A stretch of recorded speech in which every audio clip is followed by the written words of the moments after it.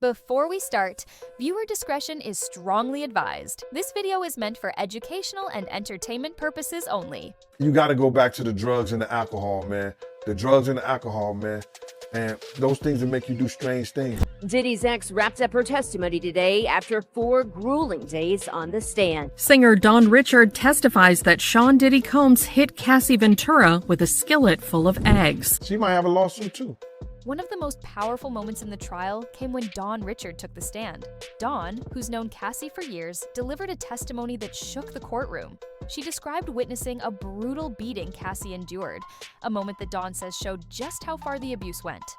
According to Dawn, she saw Cassie come out of that situation physically and emotionally broken, struggling to cope with the trauma inflicted by Diddy. Her testimony wasn't just about what she saw, it was about the emotional toll Cassie was facing behind closed doors. Dawn said Cassie was afraid, trapped, and isolated. A far cry from the glamorous image the defense tried to paint. This testimony was a crucial piece of the puzzle because it gave the jury first-hand insight from someone who was there, who witnessed the aftermath of alleged abuse. Dawn's words brought a sense of reality and gravity to the case that went beyond text messages or second-hand stories. The defense tried to challenge Dawn's account, questioning her credibility and her relationship with Cassie. But many legal experts watching the trial agree that her testimony added undeniable weight to the allegations, painting a vivid picture of the impact the abuse had on Cassie's life. Diddy's ex wrapped up her testimony today after 4 grueling days on the stand. The defense hit her hard during cross-examination, asking her about a stint in rehab for PTSD, a rape allegation, and asking her to read explicit text messages from over the past 15 years. Richard accused Combs of sexual harassment, gender discrimination, and a hostile work environment by being exposed to sex trafficking and sex acts. She also alleged that she was a victim of false imprisonment. In her suit, Richard stated she was seeking compensatory and punitive damages, as well as other costs for post-traumatic stress, anxiety, and emotional suffering, and financial losses she suffered as a result of Combs' alleged behavior. Combs has denied her allegations. His lawyer told E! News in September, Mr. Combs is shocked and disappointed by this lawsuit. Richard's testimony in Combs' ongoing trial comes 8 months after she accused the rapper in a lawsuit of subjecting her to years of inhumane working conditions, which included groping, assault, and false imprisonment. The lawsuit, filed in September, obtained by E! News, stated, Mr. Combs frequently held meetings with Ms. Richard wearing only his underwear, despite Ms. Richard's protests and repeated requests for him to put on clothing.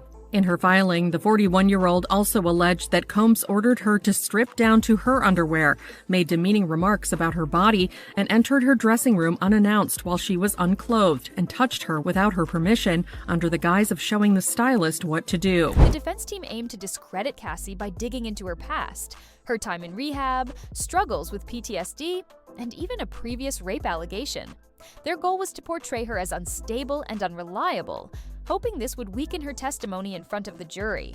But instead of damaging her credibility, this approach added unexpected depth to the case. By exposing Cassie's personal battles, the defense inadvertently highlighted how vulnerable she was, showing how someone like Diddy could exploit those vulnerabilities to control her. Rather than undermining her, these details painted a clearer picture of a woman trapped in a toxic, manipulative relationship.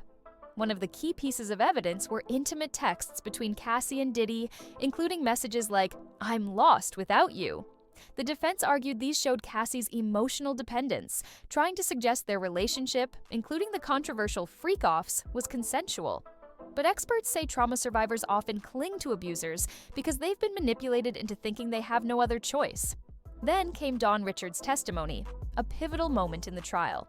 Dawn, a close friend of Cassie's, described witnessing a brutal beating Cassie suffered. She spoke about how Cassie was left shaken and vulnerable after these incidents, revealing the emotional and physical toll of the abuse. Dawn's account gave the jury a first-hand glimpse into the dark reality behind the scenes, far removed from the public image the defense wanted to protect. The defense tried to undermine Dawn's credibility, but her testimony made it harder to dismiss Cassie's claims as isolated or exaggerated. It highlighted a pattern of control and intimidation rather than random, misunderstood events. More witnesses are expected to testify soon, including Aubrey O'Day and former employees from Diddy's circle. Their testimonies could provide even more insight into his behavior, both personal and professional, possibly reinforcing the narrative of a man who thrived on control and manipulation. Throughout the trial, Diddy tried to maintain his usual composure, but cracks appeared. His body language grew tense during intense moments, especially when explicit texts and audio clips were played in court. After Don's testimony, his frustration was clear, signaling just how high the stakes are. This trial isn't just about one person's word against another, it's becoming a story about power, control, and the emotional cost of abusive relationships. With more witnesses lining up and the case growing stronger, the public and the jury are watching closely. If she witnessed, and she's saying that she witnessed a gangbang, which actually we know it as called a train. And she worked on the album, The Train to Paris. And like I heard one of the YouTube, it could be Tistel, say that we didn't know what the train to Paris meant. But now we know that the train to Paris was a train in Scotland. It wasn't a train in Paris, it was a train in Scotland. Every time I have a witness doing something is when 2 guys and 2 girls will go in the room. And that was just regular. And however they did it, whatever they did, that was their business. But he gotten bold enough whereas that he would do that in front of Dawn and other people at a poolside in Scotland. You sure it was Scotland, man? Kennedy Kane alum Don Richard, who began working with Sean Diddy Combs while competing on his show Making the Band in 2004, took the stand after Cassie wrapped her testimony May 16th. Richard joined Combs' group Diddy Dirty Money after Danity Kane disbanded. While on the stand, she told jurors that she saw Combs hit Ventura with a skillet full of eggs at his Los Angeles home in 2009. Richard testified per NBC News. He came downstairs asking where his phone was, and he threw her to the ground. He attempted to kick her. She fell to the ground and went into the fetal position, literally trying to hide her head.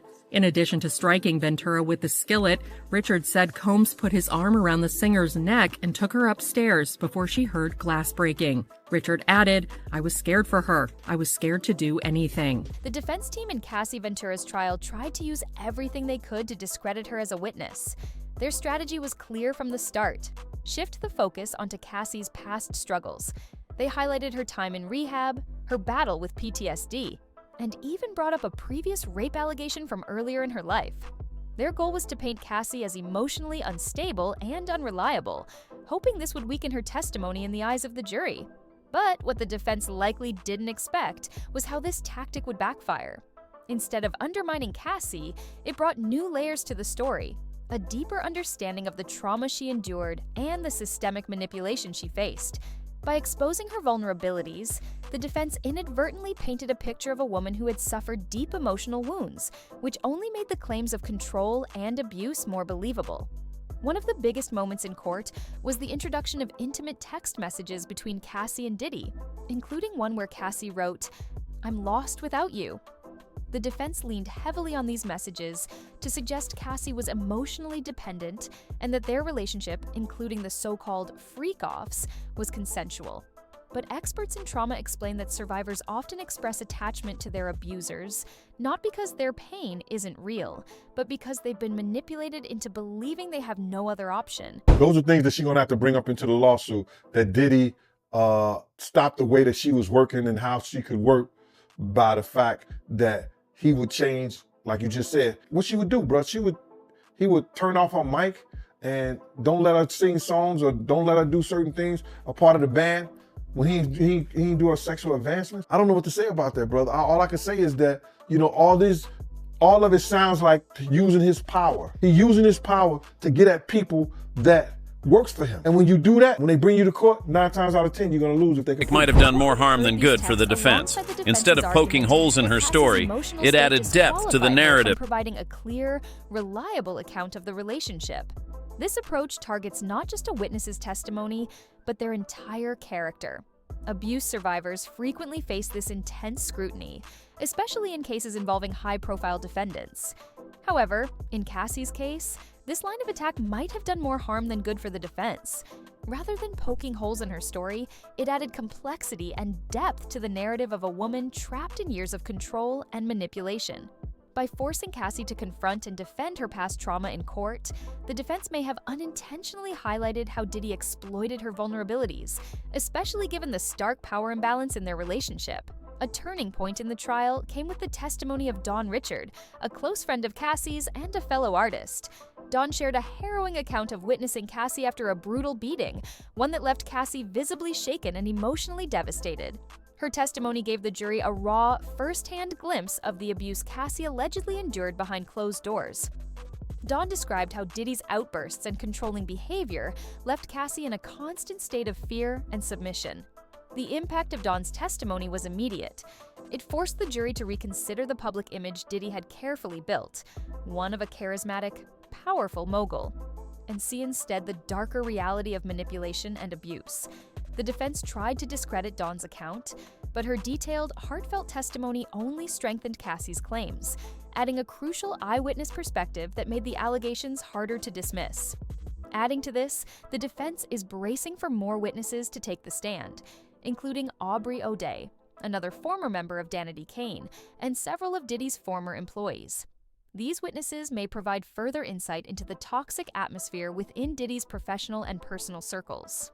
Aubrey's testimony is especially anticipated, given her history of speaking openly about the pressures and challenges of working under Diddy's management. One text message, Cassie writes, "I'm lost without you." We know now that she called herself Cece for Cassie Combs. We know now that she wanted to have a child with him.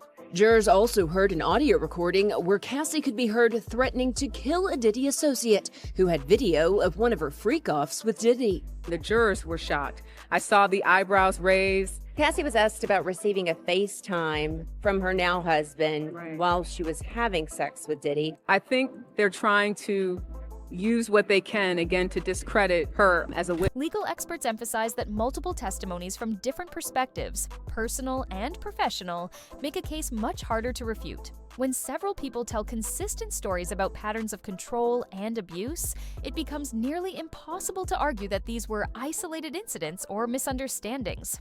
Throughout the trial, Diddy has tried to maintain his powerful, composed public image, but as the testimonies grew more intense, cracks began to show. Observers noted his discomfort during the presentation of explicit texts and audio clips. His body language grew tense, his posture stiffened, and his usual calm demeanor slipped, especially after Dawn Richard's damning testimony. The jury's reactions to the evidence have shifted the trial's energy. What started as a high-profile celebrity case has transformed into a deep exploration of abuse, control, and emotional trauma. This is not just about isolated text messages or moments. It's about patterns of behavior and the devastating toll they take on victims. As more witnesses prepare to testify, the pressure on Diddy increases. His reactions so far have revealed just how high the stakes are, not only for his legal fate, but for his career and legacy. Every visible crack in his composure chips away at the carefully crafted public persona he's maintained for decades.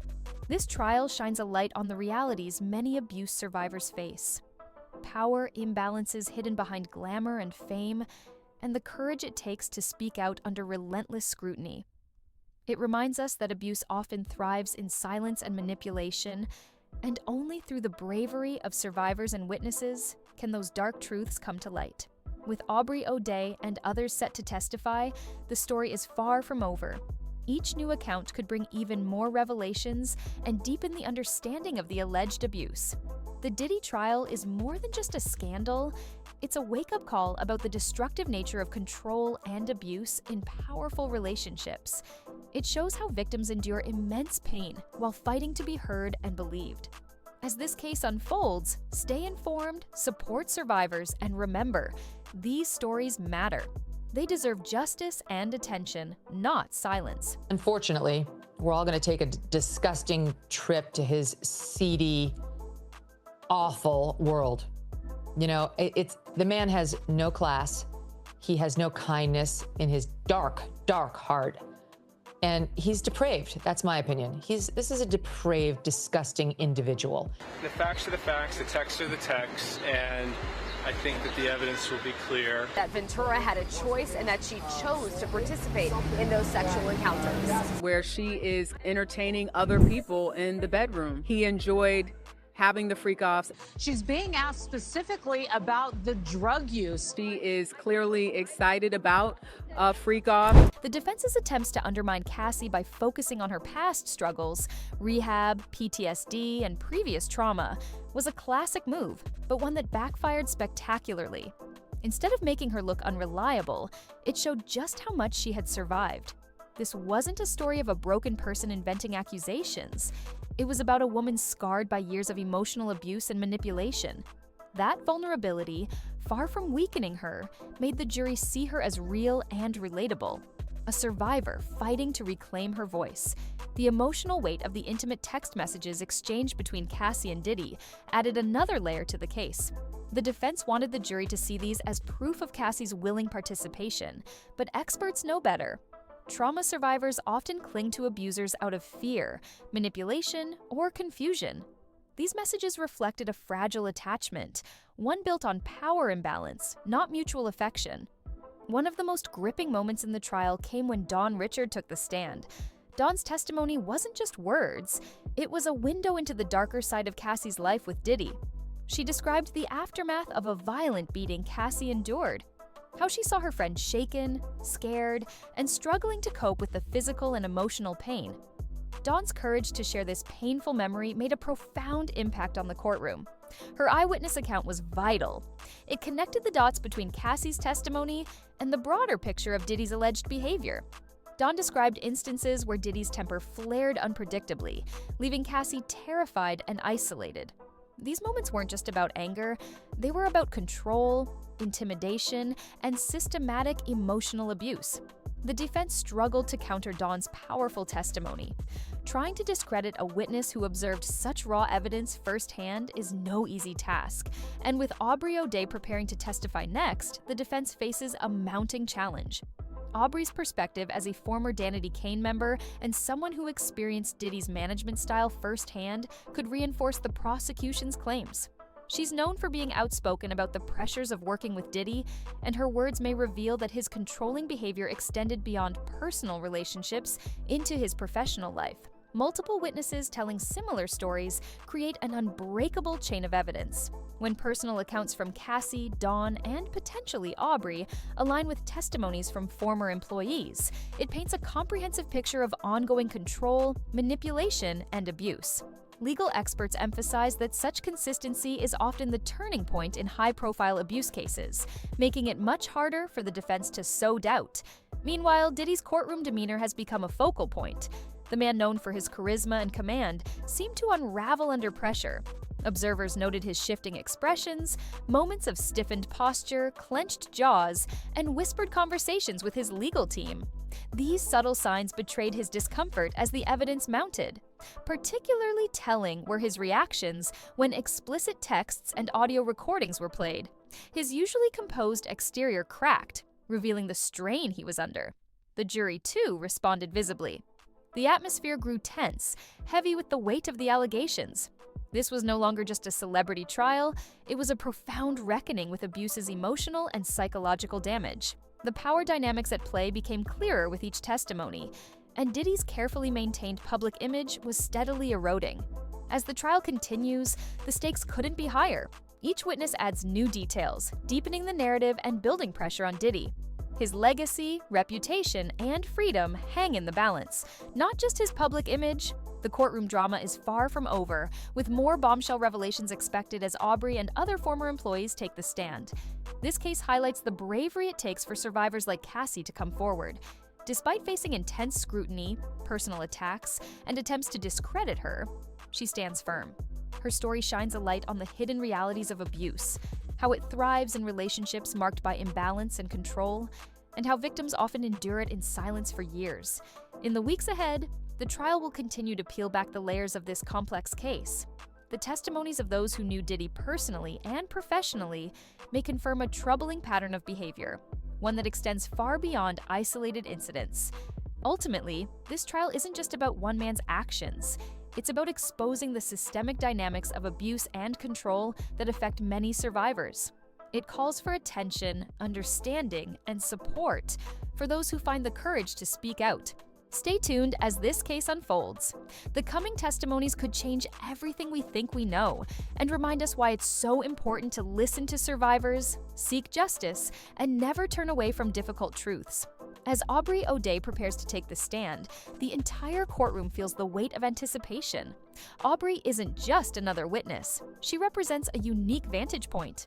Having worked closely with Diddy during Danity Kane's peak, she saw firsthand the pressure cooker environment he created. Over the years, she's been open about his demanding and sometimes harsh management style. While she has not directly accused him of abuse before, her testimony could shed light on the culture of control and intimidation that extended beyond his personal relationships. If Aubrey corroborates Cassie and Don's stories, it could become a pivotal moment in the trial. The prosecution aims to demonstrate that Diddy's behavior wasn't an isolated pattern limited to his relationship with Cassie, but was part of a broader modus operandi. The way he allegedly exerted control professionally and personally paints a picture of someone who thrived on dominance and fear. The presence of former employees lining up to testify adds another layer of gravity. These aren't just random voices. These are people who manage Diddy's day-to-day business, who may have witnessed or even been involved in covering up abusive behavior. Their testimonies could fill in critical gaps, revealing what happened behind closed doors and whether a culture of silence and complicity existed within Diddy's inner circle. Legal experts note that the more consistent and numerous the testimonies become, the harder it is for the defense to deflect or discredit individual accounts. Each story reinforces the others, creating an almost undeniable chain of evidence. The defense strategy of isolating Cassie by attacking her credibility may have initially seemed effective, but it has only highlighted the severity of the abuse claims. Meanwhile, Diddy's courtroom behavior continues to attract attention. From the start, he tried to project confidence, but as testimonies like Don's and Cassie's grew more intense, cracks began to show. His body language, tightened jaw, defensive postures, whispered conversations revealed the pressure mounting on him. Especially telling was his reaction to the damning audio recordings and explicit text messages, moments when his usual composure faltered under the weight of the evidence. Observers in the courtroom have described these shifts as moments that spoke louder than words. For a man who built his empire on charisma and control, losing composure in such a public and critical setting sends a powerful message. It reminds the jury and the public that even the most powerful can be vulnerable when confronted with the truth. The jury's reactions during the trial's more explosive moments have been equally telling. The courtroom atmosphere, already tense, grew almost suffocating during the presentation of audio evidence. This wasn't just legal argumentation, it was a raw exposure of a toxic relationship marked by manipulation and control. For years, Diddy has been known as a titan of the music industry, a figure larger than life. But this trial strips away that persona, revealing a far darker side. Each witness, each piece of evidence chips away at the carefully curated image he spent decades building. The more his composure cracks, the more the jury sees the man behind the myth. As more witnesses prepare to share their stories, the trial is becoming not just a legal battle, but a broader commentary on power, abuse, and resilience. It forces us to confront uncomfortable truths about how abuse often hides in plain sight, protected by fame, influence, and carefully maintained images. Cassie's courage in coming forward, despite facing personal attacks and attempts to discredit her, is a reminder of the strength it takes to break silence. Dawn Richards' harrowing testimony and Aubrey O'Day's upcoming revelations add to this powerful narrative of survival and justice. This trial is far from over. With each new testimony, the story becomes more complex and the pressure on Diddy intensifies. The legal battle ahead will likely reveal even more about the dynamics of control, the impact on survivors, and the lengths some go to maintain power. In the end, this isn't just about one man's fate. It's about shining a light on systemic abuse and standing with those brave enough to tell their stories. The coming weeks promise more revelations, more emotional testimony, and a continuing fight for truth and justice. Stay with us as this case unfolds, because the story is far from finished, and what happens next could change everything.